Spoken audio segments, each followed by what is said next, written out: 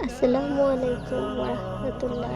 আপনি কি জানেন মানুষের জীবনে অনেক বড় বিপদ এসেছে শুধু একটি ভুল কথার কারণে, আবার অনেক বড় সমস্যা মিটে গেছে শুধু চুপ থাকার কারণে। আজ আমরা আলোচনা করব চুপ থাকার ফজিলত নিয়ে।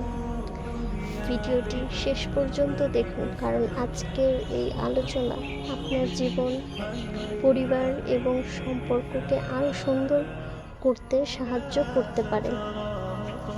একজন মানুষ যখন রাগান্বিত হয় তখন সে এমন কিছু কথা বলে ফেলে যা পরে তাকে অনুতপ্ত করে।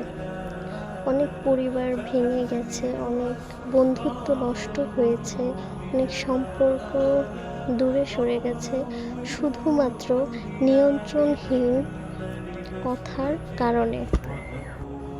কিন্তু যে ব্যক্তি নিজের জিহ্বাকে নিয়ন্ত্রণ করতে পারে সে অনেক বিপদ থেকে বেঁচে যায়।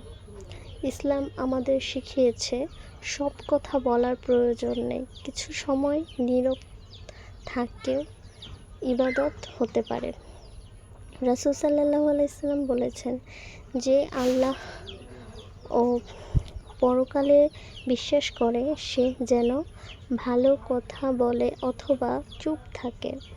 এই হাদিস আমাদের জীবনের জন্য একটি অসাধারণ শিক্ষা। ভাবুন তো, আমরা দিনে কত কথা বলি, এর মধ্যে কতগুলো কথা সত্যিই প্রয়োজনীয়। কখনো আমরা অন্যের সমালোচনা করি, কখনো গীবত করি, কখনো এমন কথা বলি যা কাউকে কষ্ট দেয়। কিন্তু যদি আমরা একটু থেমে চিন্তা করি তাহলে হয়তো অনেক কথাই আর বলার প্রয়োজন হবে না। চুপ থাকা মানে দুর্বল হওয়া নয়, বরং অনেক সময় চুপ থাকাই সবচেয়ে বড় শক্তি। একজন জ্ঞানী ব্যক্তি বলেছিলেন, তোমার কথা যদি নীরবতার চেয়ে সুন্দর না হয় তবে চুপ থাকাই উত্তম। এই কথার মধ্যে গভীর শিক্ষা রয়েছে। আমরা যখন অপ্রয়োজনীয় কথা কম বলি তখন আমাদের ভুলও কম হয়।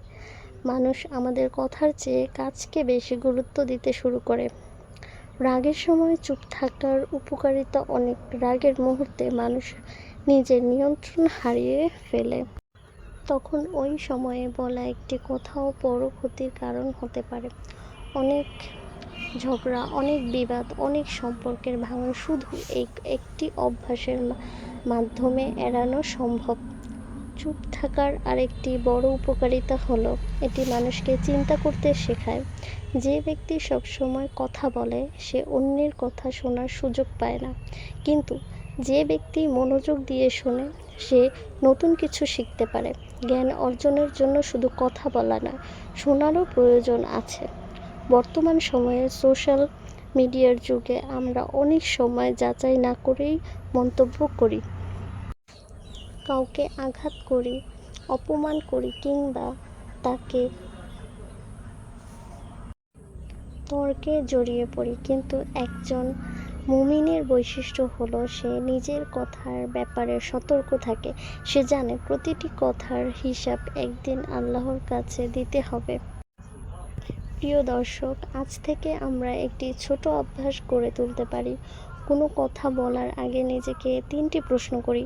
প্রথমত, কথাটি কি সত্যি? দ্বিতীয়ত, কথাটি কি উপকারী? তৃতীয়ত, কথাটি কি সুন্দরভাবে বলা হচ্ছে? যদি উত্তর না হয় তাহলে চুপ থাকাই উত্তম। মনে রাখবেন, নীরবতা সবসময় দুর্বলতার চিহ্ন নয়, অনেক সময় এটি প্রজ্ঞার পরিচয়।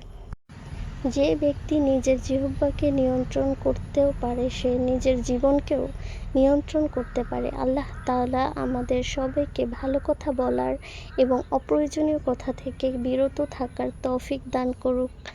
আমিন। ভিডিওটি ভালো লাগলে লাইক, কমেন্ট ও শেয়ার করুন। ইসলামিক এমন আরও ভিডিও পেতে আমার চ্যানেলটি সাবস্ক্রাইব করুন।